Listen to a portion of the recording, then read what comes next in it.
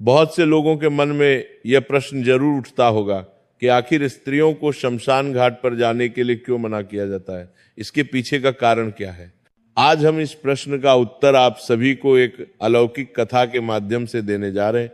इस कथा को धर्मराज ने देवर्षि नारद जी को सुनाई थी। एक बार की बात है, नारायण भक्त देवर्षि नारद जी नारायण नारायण का जप करते हुए यमलोक में पधारते हैं। नारद जी को आता हुआ देखकर यमराज बहुत प्रसन्न हो जाते हैं और नारद जी से कहते हैं, हे ब्रह्मानंदन, यमलोक में आपका स्वागत है। कहीं आज किस प्रयोजन से यमलोक में आना हुआ? अवश्य ही आप कोई महत्वपूर्ण समाचार लेकर आए होंगे। यमराज के मुख से ये बात सुनकर देवर्षि नारद जी हाथ जोड़ते हुए कहते हैं, हे सूर्य तनय, हे दंड धारक, मैं आपको सर्वप्रथम प्रणाम करता हूं। आज मैं आपके पास कोई समाचार लेकर नहीं आया हूं, मैं तो आपके पास अपनी एक शंका लेकर आया हूं। कृपया आप मेरी इस शंका का निवारण कीजिए और मेरे इस व्याकुल मन को शांत कीजिए। तभी धर्मराज मंद मुस्कान के साथ बोले, हे ब्रह्मानंदन, आपके मन में जो भी प्रश्न है आप निसंकोच होकर पूछिए, मैं अवश्य ही आपकी शंका का समाधान करूंगा। फिर देवर्षि नारद जी कहते हैं, हे सूर्य तनय धर्मराज, मेरा पहला प्रश्न यह है कि मनुष्य गरीबी से मुक्ति कैसे पा सकता है, और मेरा दूसरा प्रश्न है कि किस कारण से स्त्रियों का शमशान घाट जाना वर्जित है। देवर्षि नारद का प्रश्न सुनकर धर्मराज मुस्कुराते हुए बोले, हे देवर्षि, आज आपने समस्त मानव जाति के हित के लिए अत्यंत ही महत्वपूर्ण प्रश्न पूछा है। इस प्रश्न के उत्तर में समस्त मानव जाति का कल्याण छिपा हुआ है। हे देवर्षि, मैं आपके पहले प्रश्न का उत्तर एक महान कथा के माध्यम से देना चाहता हूं। तत्पश्चात मैं आपके दूसरे प्रश्न का उत्तर दूंगा। आप इस कथा को ध्यानपूर्वक पूरा सुना, तब ये आपको आपके प्रश्न का उत्तर प्राप्त होगा। जो भी श्रोतागण इस कथा को पूरा सुनते हैं, उनके घर से दुख दारिद्र का नाश हो जाता है और उन्हें गरीबी से छुटकारा मिल जाता है। कथा प्रारंभ करते हुए धर्मराज कहते हैं, हे देवर्षि, प्राचीन समय की बात है। दक्षिण देश में एक नगर था, उसमें दौलत राम नाम का एक धनवान सेठ रहता था। उसके घर में किसी चीज की कोई कमी नहीं थी, उसका व्यापार बहुत अच्छा चल रहा था, उसका परिवार बहुत खुश रहता था। सेठ अपनी पत्नी के लिए हर महीने बहुमूल्य गहने और आभूषण खरीदता था, जिसके कारण उसकी पत्नी उससे बहुत प्रसन्न रहती थी। सेठ की पत्नी बहुत ही भोली भाली थी, उससे कोई भी प्रेम से कुछ पूछ लेता तो वो सब कुछ बता देती थी। एक दिन सेठ की पत्नी ने सेठ से पूछा, हे स्वामी, आपका व्यापार कैसा चल रहा है? आप कैसे इतना धन कमाते हो? अपनी पत्नी का ऐसा प्रश्न सुनकर सेठ ने सारी बात बता दी। सेठ ने कहा, हे प्रिय, मैं अनाज का व्यापार करता हूँ। मैं गांवों में जाकर छोटे छोटे किसानों से अनाज खरीदता हूँ और उसे महंगे दामों में शहर में बेच देता हूँ, जिसके कारण मुझे अधिक धन की प्राप्ति होती है। अपने पति की यह बात जानकर सेठानी बहुत प्रसन्न हुई। उसने सोचा, मेरे पति तो बहुत ही बुद्धिमान है, यह बात तो सारे नगर वालों को पता होनी चाहिए कि मेरे पति कितना बुद्धिमान है, जिसके कारण वह इतना ज्यादा धन कमाते। किसी ने सच ही कहा है कि स्त्रियों को बात पचती नहीं है, वह किसी न किसी रूप में अपनी बात कह देती हैं। वही हाल सेठ की पत्नी का था। अब सेठ की पत्नी ने पूरे नगर में ये बात फैला दी कि कैसे उसके पति अपनी बुद्धि का प्रयोग करके इतना धन कमाते हैं। जब ये बात नगर के लोगों को पता चली तो वे सभी भी अनाज का व्यापार करने लगे। सेठ जो पहले कम दाम में अनाज खरीदता था, अब वही अनाज उसे महंगे दामों में खरीदना पड़ता था, क्योंकि अनाज खरीदना ये वालों की संख्या ज्यादा हो गई थी। अब सेठ को व्यापार में घाटा आने लगा। धीरे धीरे वो गरीब होता गया, सेठ का व्यापार डूबने लगा। ये देखकर वो बहुत चिंतित हो गया। उसे समझ में नहीं आ रहा था कि वो क्या करे। वो चुपचाप एकांत में बैठा हुआ था। तभी द्वार पर एक साधु महात्मा भिक्षा मांगने आते हैं। साधु महात्मा की आवाज सुनकर सेठ की पत्नी ने दरवाजा खोला और साधु महात्मा को प्रणाम किया। फिर साधु महात्मा ने सेठानी से कहा, हे पुत्री, क्या मुझे भोजन मिल सकता है? मैंने कई दिनों से भोजन नहीं किया है। तभी सेठ की पत्नी ने कहा, हे ब्राह्मण देवता, आप घर के अंदर पधारिए, आपका स्वागत है। उसने साधु महात्मा को बैठने के लिए आसन दिया। फिर वो बोली, हे ब्राह्मण देवता, आप प्रतीक्षा कीजिए, मैं आपके लिए भोजन बनाकर लाती हूँ। थोड़ी देर बाद वह साधु महात्मा के लिए तरह तरह के व्यंजन बनाकर लाई और साधु महात्मा को खाने के लिए दिया। साधु महात्मा ने भोजन किया, उसके बाद विश्राम करने लगे। तभी सेठ जी वहां पर आ गए और उन्होंने साधु महात्मा को प्रणाम किया और शांत भाव से उनके समीप बैठ गए। सेठ को इस प्रकार चिंतित देख साधु महात्मा ने कहा, हे पुत्र, क्या बात है? आप अशांत लग रहे हो, तुम्हारी चिंता का क्या कारण है? तभी सेठ ने कहा, हे ब्राह्मण देवता, मेरा व्यापार बंद होने वाला है, क्योंकि नगर में बहुत से लोगों ने अनाज का व्यापार शुरू कर दिया है, जिसके कारण हमें व्यापार में घाटा आ रहा है, इसलिए मैं इतना चिंतित हूं। सेठ की बात सुनकर सन्यासी महात्मा ने एक लंबी सांस ली और सेठ से पूछा, बेटा, क्या आपने किसी को बताया था कि आप किस प्रकार अपना धन अर्जित करते हैं, किस प्रकार आप अपनी जीविका चलाते हैं? तब सेठ ने कहा, हे ब्राह्मण देवता, ये बात मेरी पत्नी ने मुझसे पूछा था, तब मैंने उसे बताया था कि मैं अनाज का व्यापार करके धन अर्जित करता हूं। सेठ की बात सुना सन्यासी महात्मा पूरी बात समझ गए और सेठ से बोले, बेटा, आपने जीवन में बहुत बड़ी गलती कर दी है, आपको किसी से भी ये बात नहीं बतानी चाहिए थी, चाहे वो आपकी पत्नी ही क्यों ना हो। आगे सन्यासी महात्मा कहते हैं, हे पुत्र, आज मैं तुम्हें एक कहानी सुनाता हूं। इस कहानी के माध्यम से ये बताऊंगा कि चाहे कितने भी सगे संबंधी हो, उन्हें ये 3 बातें कभी नहीं बतानी चाहिए। यदि आप इन तीनों बातों का पालन करते हैं तो गरीबी आपके आसपास भी नहीं भटकेगी। कहानी सुनाते हुए सन्यासी महात्मा सेठ से कहते हैं, हे पुत्र, प्राचीन काल की बात है। एक नगर में एक गरीब आदमी रहता था। वो इतना गरीब था कि अपने परिवार के लिए ठीक से भोजन भी नहीं जुटा पाता था। कहते हैं ना कि गरीबी मनुष्य के लिए एक अभिशाप के समान होती है। बिना धन के परिवार चलाना बहुत मुश्किल काम होता है। फिर सन्यासी महात्मा सेठ से आगे कहते हैं, हे पुत्र, वह गरीब आदमी जैसे तैसे अपने परिवार का भरण पोषण कर रहा था। कभी उनको भोजन मिल जाता था तो कभी भूखे पेट ही सोना पड़ता था। एक दिन उस गरीब आदमी की पत्नी ने कहा, हे स्वामी, कब तक हम इस गरीबी के दलदल में जिएंगे? कब हमें इस गरीबी से मुक्ति मिलेगी? हमारे पास तो इतना धन भी नहीं है कि हम भरपेट भोजन कर सके। ऐसे कब तक चलेगा? फिर उसने अपने पति से कहा, हे पतिदेव, आप धन कमाने के लिए शहर चले जाइए। पत्नी के बार बार कहने पर वह गरीब आदमी धन कमाने के उद्देश्य से शहर की ओर निकल पड़ा। वह जंगलों के रास्ते से शहर की ओर जाने लगा। चलते चलते वो एक जंगल में पहुंच गया। काफी लंबा सफर तय करने के कारण वो बहुत थक चुका था और उसे प्यास भी बहुत लग रही थी।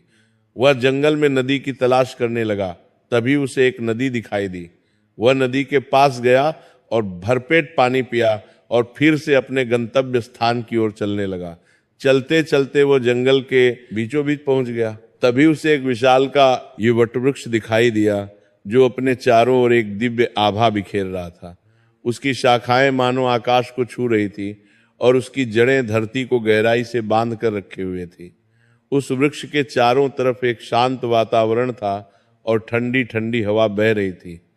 वह बेचारा गरीब आदमी उस पेड़ के नीचे बैठकर आराम करने लगा। आगे की कथा सुनाते हुए सन्यासी महात्मा सेठ से कहते हैं, हे पुत्र, वह गरीब आदमी वटवृक्ष के नीचे आराम से लेटा हुआ था। तभी उसने देखा जंगल से एक विशालकाय सर्प आया और पेड़ पर चढ़ गया। वह गरीब आदमी यह दृश्य बहुत ही खामोशी से देख रहा था और मन ही मन सोचने लगा कि यह सांप इस वटवृक्ष पर क्यों चढ़ रहा है। उसके मन में यह जानने की उत्सुकता हुई और वह उस सांप के पीछे पीछे पेड़ पर चढ़ने लगा। तभी उसकी नजर पेड़ की डाल पर पड़ी, जिसके ऊपर तोता और मैना का घोंसला था। घोंसला में तोता और मैना के बच्चे रखे हुए थे। उस सांप को देखकर तोता और मैना के बच्चे डर के मारे चिल्लाने लगे। वो गरीब आदमी देखते ही समझ गया कि ये दुष्ट सांप इन बच्चों को खाने आया है। वो मन ही मन सोचने लगा कि यदि आज मैंने इस सांप से बच्चों की रक्षा नहीं की तो मुझे घोर पाप लगेगा। वैसे भी बच्चे तो बच्चे ही होते हैं, चाहे वे इंसान के हो या किसी पक्षी के। बच्चों की हमेशा रक्षा करनी चाहिए। उधर वो सर्प उन बच्चों के पास पहुंच जाता है। तभी वो गरीब आदमी जल्दी से पेड़ की एक टहनी तोड़ता है और सर्प के ऊपर प्रहार कर देता है। जैसे ही डंडे का प्रहार सर्प के ऊपर पड़ता है, वह पेड़ से नीचे गिर जाता है और जंगल की ओर भाग जाता है। फिर वह गरीब आदमी उसी वटवृक्ष के नीचे आकर लेट गया उधर तोता और मैना के बच्चे अपनी रक्षा करने वाले उस गरीब आदमी को भगवान का रूप समझकर मन से दुआएं देने लगे। उसी समय तोता और मैना अपने बच्चों के लिए जंगल से दाना लेकर आ जाते हैं। अपने माता पिता को पास आया देख तोता और मैना के बच्चे बहुत खुश होते हैं और उन्हें पूरी घटना बताते हैं और कहते हैं, हे माँ, इस वृक्ष के नीचे जो मनुष्य विश्राम कर रहा है वह हमारे लिए ईश्वर का रूप बनकर आया था, जिसने हम सबको सर्प का आहार बनने से बचाया है। इसी मनुष्य ने उस भयानक सर्प को मारकर भगाया था और हमारे प्राण बचाए। हम इसके कर्जदार हो गए हैं। अगर ये मनुष्य उस सर्प को नहीं मारता तो आज हम काल के गाल में समा चुके होते। आज से हम सब इसके आभारी हो गए। अपने बच्चों के मुख से उस व्यक्ति की प्रशंसा सुनकर तोता और मैना बहुत खुश होते हैं। फिर तोता और मैना उस गरीब आदमी के पास जाते हैं और उसका धन्यवाद करते हुए कहते हैं, हे भले मनुष्य, आज आपने हमारे बच्चों की जान बचाकर मुझ पर बहुत बड़ा उपकार किया है। हम दोनों आपका ये उपकार कभी नहीं भूलेंगे। फिर तोता और मैना ने उस गरीब आदमी से पूछा, हे भले मनुष्य, आप कौन हैं और आप कहाँ जा रहे हैं? मित्र, तोता और मैना के पूछने पर वह गरीब आदमी कहता है, हे पक्षियों, मैं एक गरीब आदमी हूं और धन कमाने के लिए शहर जा रहा था। काफी लंबा सफर तय करने के कारण मैं थक गया था। तभी मेरी नजर इस वट वृक्ष पर पड़ी, जिसकी शीतल छाया के नीचे बैठकर मैं आराम करने लगा। तभी मैंने देखा कि एक दुष्ट सर्प तुम्हारे बच्चों को खाने के लिए तुम्हारे घोंसले के पास जा रहा था। उसी समय मैंने अपने मनुष्य धर्म का पालन करते हुए उस सर्प को मारकर भगा दिया। फिर तोता और मैना बोले, हे भोले मनुष्य, तुमने हम पर बहुत बड़ा उपकार किया है। संसार में सबसे बड़ी खुशी बच्चों से होती है। बच्चों से अधिक प्रिय तो किसी को कोई नहीं होता। आप भी तो धन कमाने अपने बच्चों के लिए जा रहे हैं। अब आपने हमारे बच्चों की जान बचाई है तो हम आपके बच्चों की भूख मिटाना चाहते हैं। तब उन्होंने बताया, हम दोनों तोता और मैना नाम के पक्षी हैं। आज से हम तुम्हारे लिए बहुमूल्य ये मोती ला कर देंगे। हमने सुना है कि ये मोती मनुष्यों के लिए बहुत मूल्यवान होते हैं। हम तुम्हें कुछ मोती देते हैं, तुम उन्हें बेचकर बाजार से अपने लिए कुछ खाने पीने का सामान ले आओ, लेकिन बदले में आज से तुम यहीं रहकर हमारे बच्चों की देखभाल करते रहना। हम तुम्हें प्रतिदिन कीमती मोती लाकर देते रहेंगे। तोता और मैना की बात सुनकर वह गरीब आदमी बहुत खुश हो गया और सोचने लगा, अगर हमें यहीं बैठे बैठे धन मिलेगा तो हमें इतनी दूर शहर जाने की क्या जरूरत। ये सोचकर उस गरीब आदमी ने तोता और मैना की बात मान ली। आगे की कथा सुनाते हुए सन्यासी महात्मा कहते हैं, हे पुत्र, वो गरीब आदमी तोता के द्वारा दिए हुए कुछ मोती लेकर बाजार गया और उन्हें बेचकर अपने खाने पीने का सामान खरीद लाया और उसे वट वृक्ष के नीचे एक झोपड़ी बना ली और वहीं रहने लगा और तोता मैना के बच्चों की देखभाल करने लगा। अब तो तोता और मैना निश्चिंत हो गए। उन्हें उनके बच्चों की रक्षा करने के लिए एक विश्वास पात्र आदमी मिल गया था। अब तो वो बेफिक्र होकर सुबह सुबह अपने घोंसले से उड़ जाते थे और शाम को लौट कर आते थे। अपने बच्चों को घोंसले में सुरक्षित देखकर वे बहुत खुश होते थे और उस गरीब आदमी का धन्यवाद करते थे और बदले में उसे बहुमूल्य मोती लाकर देते थे। इस तरह से धीरे धीरे तोता और मैना के बच्चों की देखभाल करते करते उसे कई महीने बीत गए थे। इधर तोता और मैना के बच्चे भी धीरे धीरे बड़े हो गए। अब उस गरीब आदमी को अपनी पत्नी और बच्चों की याद आने लगी। फिर उसने एक दिन तोता और मैना से कहा, हे पक्षियों, बहुत दिन हो गए हैं, मैं अपने घर नहीं गया। पता नहीं हमारी पत्नी और बच्चे कैसे और किस हाल में है। ये सुनकर तोता और मैना ने कहा, हे भले मनुष्य, अब तुम निश्चिंत होकर अपने घर जाओ और अपने बच्चों के साथ रहो। हमारे बच्चे भी अब उड़ने के काबिल हो गए हैं। अब मुझे कोई भय नहीं। तुम अपनी पत्नी और बच्चों की देखभाल करो। यदि कभी तुम्हें हमसे मिलने का मन करे तो तुम इसी स्थान पर आ जाना। इतना कहकर तोता और मैना उस गरीब आदमी को ढेर सारे मोती दे देते हैं। अब वो गरीब व्यक्ति उन मोतियों को अपने साथ लेकर अपने घर पहुंच जाता है। उसने वो मोती अपनी पत्नी को दिखाए। इतने सारे मोती एक साथ देखकर उसकी पत्नी बहुत प्रसन्न हुई। उसने पूछा, पतिदेव, तुम ये कीमती मोती कहाँ से लेकर आए हो? तब उस आदमी ने अपनी पत्नी से कहा, हे प्रिय, ये सारे मोती मुझे तोता और मैना ने दिए हैं। मैं कई महीनों से एक तोता और मैना के बच्चों की देखभाल कर रहा था। बदले में उन्होंने मुझे ये बहुमूल्य मोती दिए हैं। ये मोती बहुत कीमती और अनमोल है। इन्हें बेचकर हम धनवान बन सकते हैं और इस गरीबी के अभिशाप से बाहर निकल सकते हैं। अब हम इन मोतियों को बेचकर अपने बच्चों के लिए अच्छे अच्छे वस्त्र लाऊंगा और तुम्हारे लिए नए नए आभूषण बनवाऊंगा। आगे सन्यासी महात्मा सेठ से कहते हैं, हे पुत्र।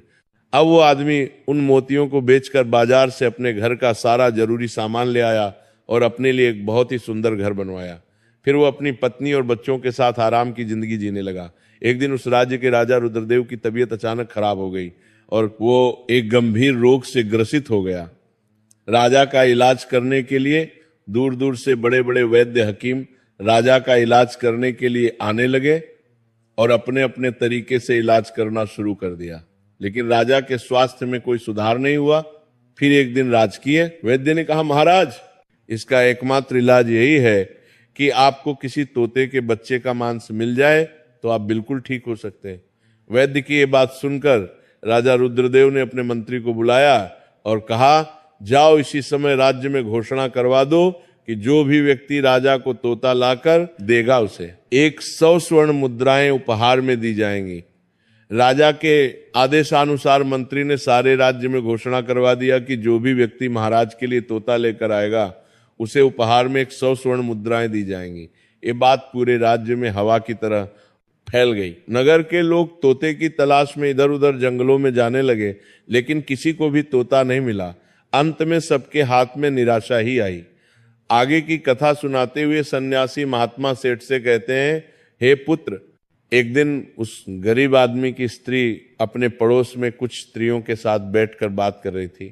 तभी बातों ही बातों में उन सबके बीच तोते की चर्चा छिड़ गई। तभी एक स्त्री उस गरीब आदमी की पत्नी से बोली, बहन, क्या तुम्हें पता है कि राजा किसी गंभीर रोग से ग्रसित हैं जिनके इलाज के लिए वैद्य ने एक तोता लाने के लिए कहा है। वैद्य के कहने पर राजा साहब ने तोते का बच्चा लाने का आदेश दिया है और साथ में यह भी कहा है कि जो भी तोते का बच्चा लेकर आएगा उसे वह 100 स्वर्ण मुद्राएं उपहार में देंगे। आगे वह कहती है, हे बहन, तोता लाना कोई आसान काम नहीं है। इतना ही आसान काम होता तो राजा के पास इतने सैनिक हैं, वह कब का ले आते।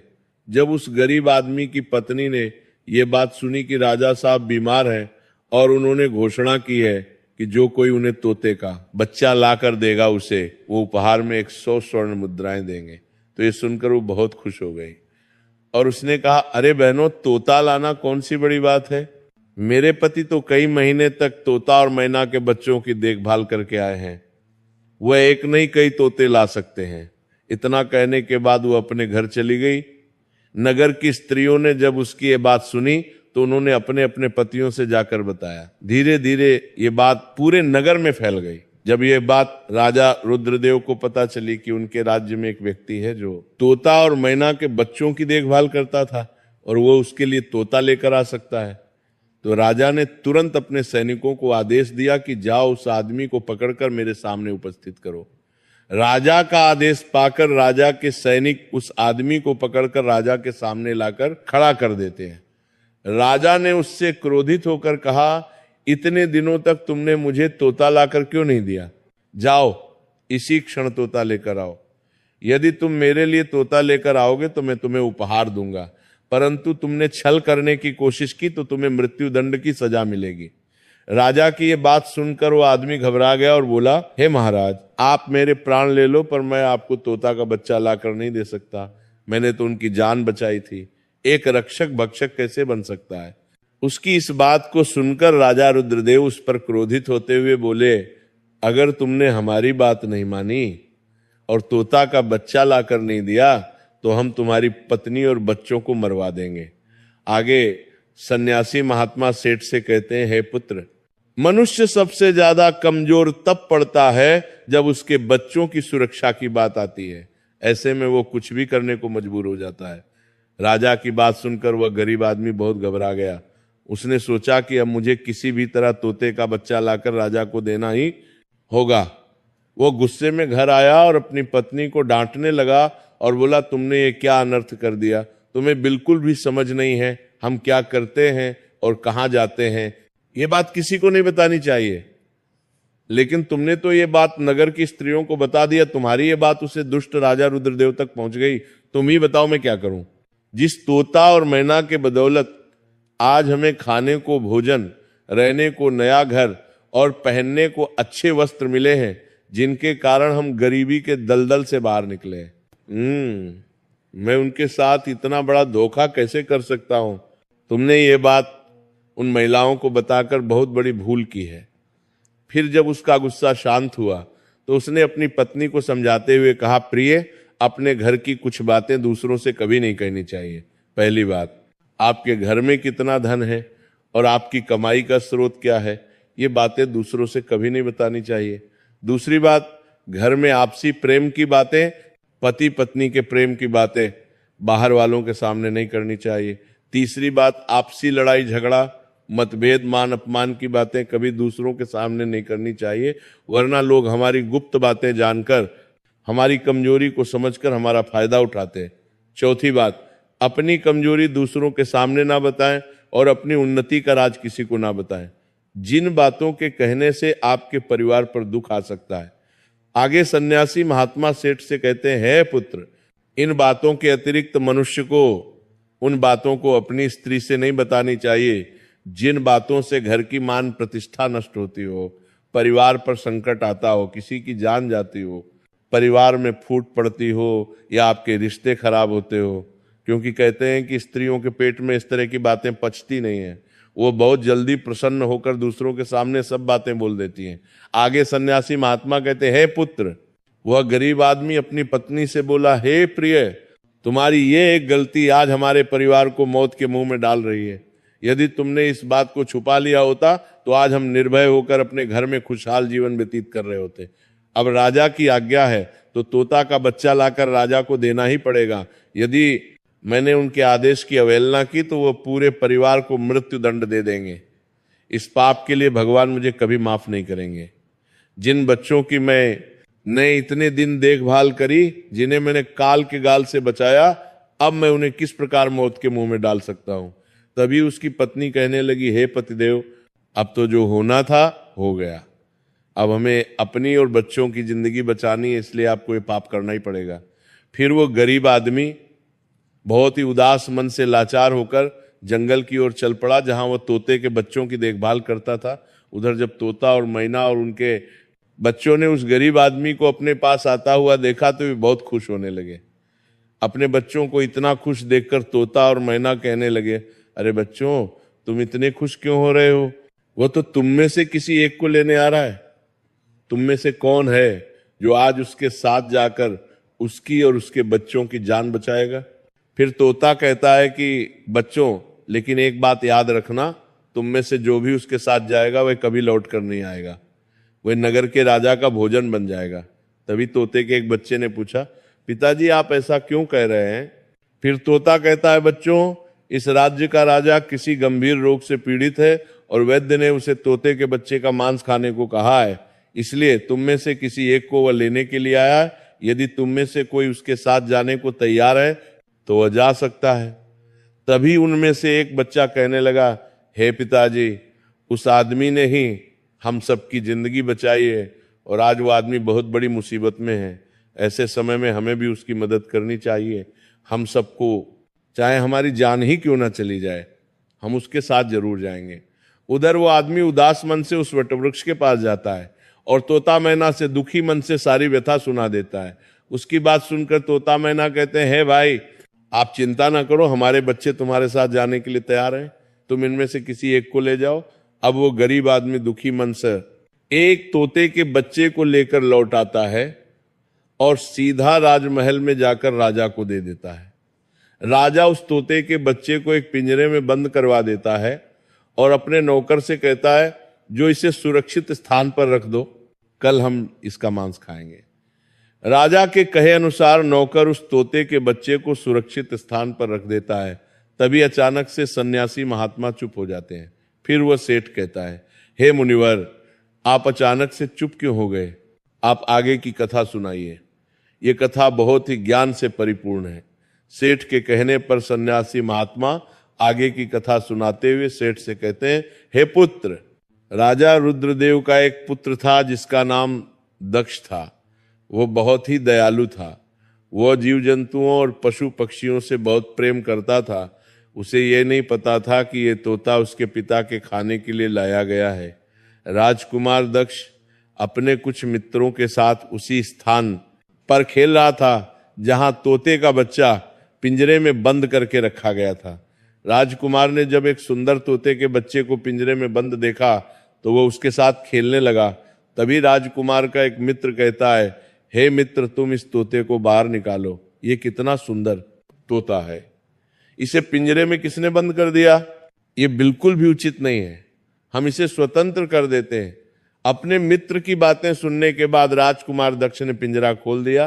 पिंजरा खोलते ही तोते का बच्चा आकाश में उड़ गया।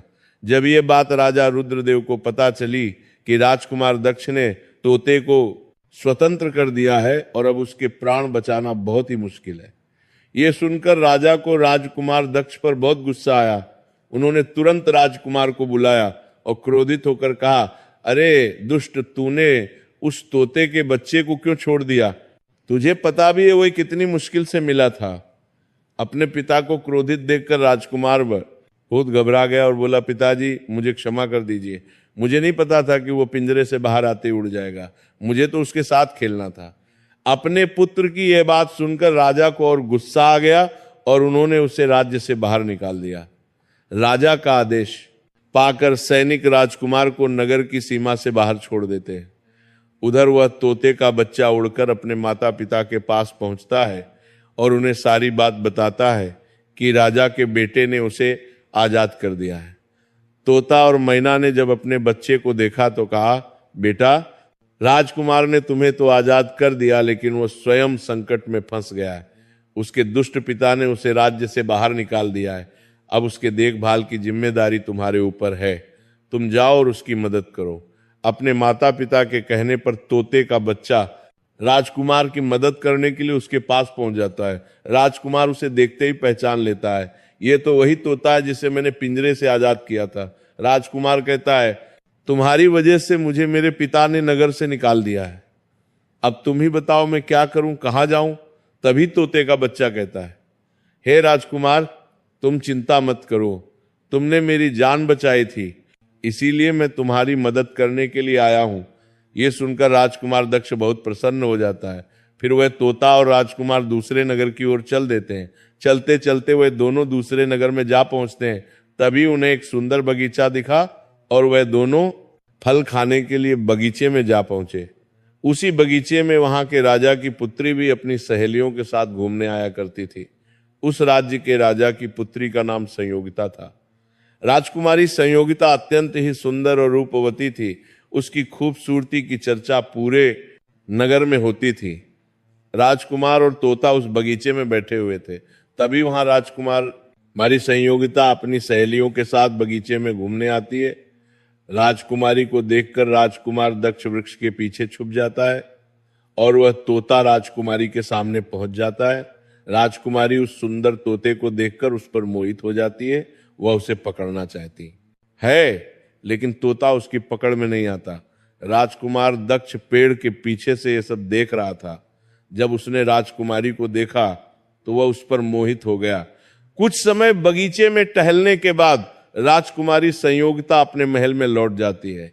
इधर राजकुमार पूरी तरह से राजकुमारी के ख्यालों में डूब गया। उसे कुछ भी अच्छा नहीं लग रहा था। उसने ये बात तोते से बताई तो तोते ने कहा, हे राजकुमार, आप चिंता मत करिए, मैं तुम्हें राजकुमारी से मिलवा दूंगा।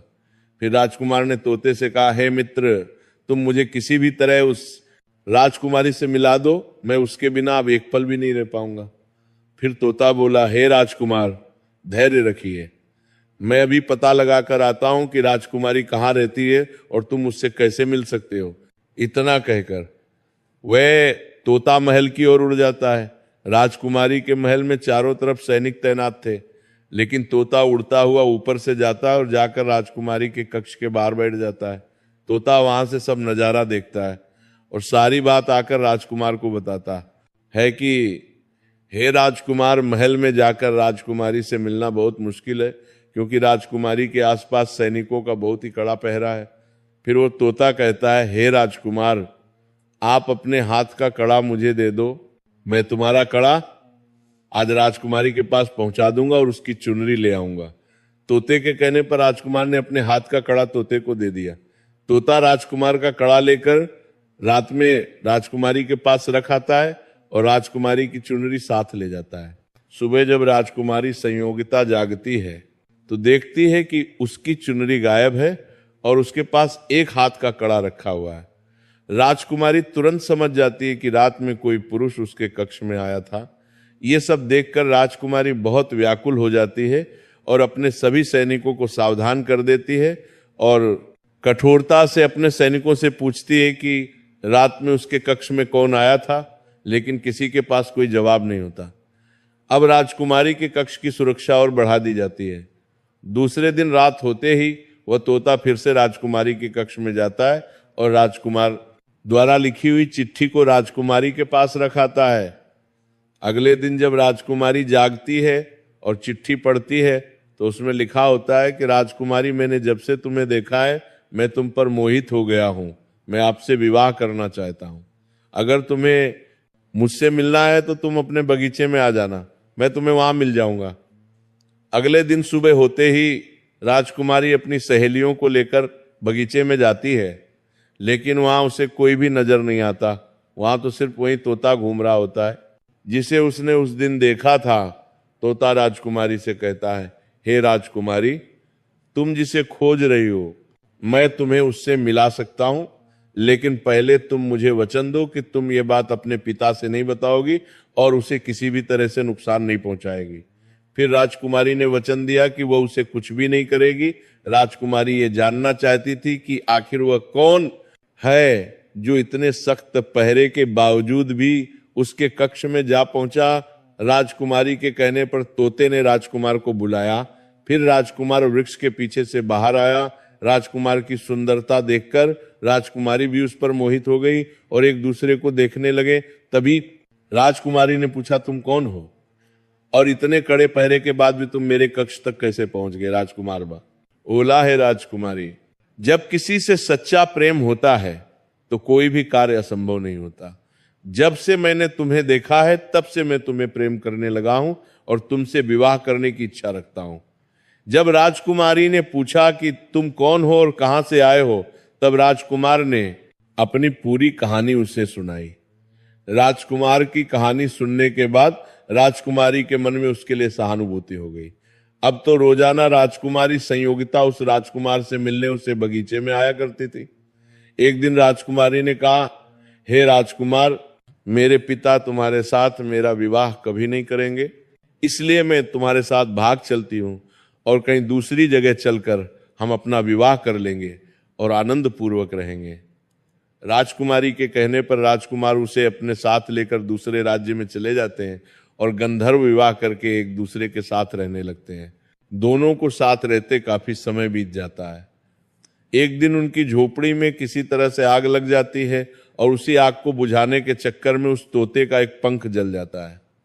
फिर वह तोता राजकुमार से कहता है, हे राजकुमार, अब आप अपने राज्य चले जाइए। अब आपके पिता का गुस्सा भी शांत हो चुका होगा। अब आपके पिता आपसे कुछ नहीं कहेंगे। जब वो आपको अपनी बहू के साथ देखेंगे तो वो आपको माफ कर देंगे। मेरा तो एक पंख जल गया है, मैं अब उड़ नहीं सकता, इसलिए मैं कुछ दिन तक यहीं रहकर अपने नए पंख आने का इंतजार करता हूं। जब मेरा पंख दोबारा से आ जाएगा तो मैं आपसे मिलने के लिए जरूर आऊंगा। तोते के कहने पर राजकुमार और राजकुमारी उदास मन से तोते को अकेला छोड़कर अपने नगर के लिए चल देते हैं। चलते चलते रास्ते में उन्हें एक नदी मिली। उसे नदी पर एक नाविक नाव चलाता था। राजकुमार अपनी पत्नी को लेकर नाव में बैठ जाता है। जैसे ही नाव नदी के बीच में पहुंचती है तो राजकुमार देखता है कि एक चूहा पानी से बचने के लिए बार बार नाव पर चढ़ रहा था, लेकिन वह नाविक उसे हटाकर नदी में गिरा देता था। कई बार उस चूहे को नाविक ने हटा दिया। तभी राजकुमार ने कहा, अरे भाई, ये बेचारा इस प्रकार से तो जल में डूबकर मर जाएगा, ये अपने प्राणों की रक्षा करने के लिए इस नाव पर चढ़ रहा है, इसे चढ़ जाने दो। जब राजकुमार ने नाविक से कहा, इस चूहे को नाव पर चढ़ जाने दे, तो राजकुमार के कहने पर उस नाविक ने उस चूहे को अपनी नाव पर चढ़ जाने दिया। जैसे ही चूहा नाव के अंदर गया, वो अंदर जाकर छुप गया। थोड़ी देर बाद उन्होंने देखा कि नाव के अंदर धीरे धीरे पानी आने लगा, क्योंकि उस चूहे ने नाव को काटकर उसमें छेद कर दिया था, जिससे नाव में पानी भरने लगा। जब नाव में पानी भरने लगा तो नाव पानी में डूबने लगी। धीरे धीरे जब नाव पूरी तरह डूब गई तो उसी समय राजकुमारी और राजकुमार पानी में भरने लगे। पानी के बहाव से राजकुमार बहुत दूर पहुंच गया और राजकुमारी संयोगिता नदी में बहती हुई दूसरे राज्य में जा पहुंची। उसी समय बगीचे का मालिक पेड़ों को सींचने के लिए पानी नदी से भरकर ला रहा था। जब उसने सुंदर लड़की को देखा तो वह भागकर महल में जाता है और राजा को यह खबर देता है। राजा जब सुंदर लड़की को देखता है तो वो उस पर मोहित हो जाता है और उस राजकुमारी को अपने महल में ले आता है और राज्य वैद्य से उसका इलाज करवाता है। कुछ दिन बीतने के बाद जब राजकुमारी ठीक हो जाती है तो एक दिन वो देखती है कि राजा उसके करीब खड़ा है। राजा पहले ही राजकुमारी संयोगिता के चेहरे को घूर कर देख रहा था, क्योंकि वो राजकुमारी के रूप पर मोहित हो चुका था और उससे विवाह करना चाहता था। उस राजा ने राजकुमारी से कहा, हे सुंदरी, तुम्हारा इस दुनिया में अब कोई नहीं है। अब तुम हमारी पत्नी बन जाओ, तुम हमारी रानी बन जाओ और हमारे महलों में बड़े आराम के साथ रहो। मित्रों, राजकुमारी संयोगिता सुंदर तो थी ही, साथ में बहुत ही बुद्धिमान भी थी। उसने अपने मन में विचार किया कि यदि वह इस समय राजा को विवाह करने से मना करती है तो राजा उसके साथ जबरदस्ती करेगा। इसलिए उसने राजा से कुछ दिनों के लिए समय मांग लिया और बोली, हे महाराज, मुझे कुछ दिन का समय चाहिए, उसके बाद मैं आपके साथ विवाह कर लूंगी। अब राजकुमारी उसी राजा के महल में रहने लगी और गरीब असहाय लोगों को भोजन करवाने लगी। उधर राजकुमार दक्ष अपनी पत्नी से बिछड़ने के बाद इधर उधर भटक रहा था। फिर एक दिन संयोगवश वह उसी राज्य में जा पहुंचा जहां उसकी पत्नी रहती थी। उस समय राजकुमारी गरीबों को भोजन करा रही थी। राजकुमारी ने जब राजकुमार को देखा तो वो उसे देखते ही पहचान गई और उसकी आंखों में आंसू आ गए। राजकुमारी ने राजकुमार को एकांत में बुलाया और सारी सच्चाई बताई। उसने कहा, हे स्वामी, आप यहाँ आराम से रहिए और इस राजा की नौकरी कीजिए। जब हमें मौका मिलेगा तब हम यहाँ से भाग चलेंगे। राजकुमार ने राजकुमारी की बात मान ली और राजा का नौकर बनकर महल में रहने लगा। वह राजकुमारी संयोगिता की सहायता करने लगा और गरीबों को भोजन परोसने लगा। लेकिन राजा को ये नहीं पता था कि राजकुमारी उसका पति है। राजा तो उसे अपना नौकर समझता था। इधर राजकुमार दक्ष राजकुमारी संयोगिता के साथ पक्षियों को दाना डालता था। एक दिन वह तोता राजकुमारी के यहाँ दाना चुगने आया। अब उसके नए पंख निकल आए थे। जब वो दाना चुगने आया तो राजकुमार और राजकुमारी को पहचान गया। राजकुमार ने जब तोते को देखा तो उसकी आंखों में आंसू झलक आए और उन्होंने तोते को पूरी कहानी सुनाई कि वे इस प्रकार से यहाँ फंस चुके हैं और राजा को भी नहीं पता कि वे पति पत्नी हैं। तब तोता कहने लगा, हे राजकुमार, आप चिंता मत करो, आज रात राजा के सभी सैनिक सो जाएंगे, तब हम तुम्हें यहाँ से निकालकर तुम्हारे पिता के घर पहुंचा देंगे। जब रात होती है तुम्हारे पिता के घर पहुंचा देंगे। जब रात होती है तुम्हारे पिता के घर पहुंचा देंगे, तुम चूचा तोता के घर पहुंचा देंगे। हम और राजा के सभी सिपाही गहरी नींद में सो जाते हैं। जब सभी सैनिक सो गए तो उसी समय राजकुमारी और राजकुमार महल से निकल पड़े। रात के अंधेरे में राजकुमार अपनी पत्नी और तोते के साथ अपने पिता रुद्रदेव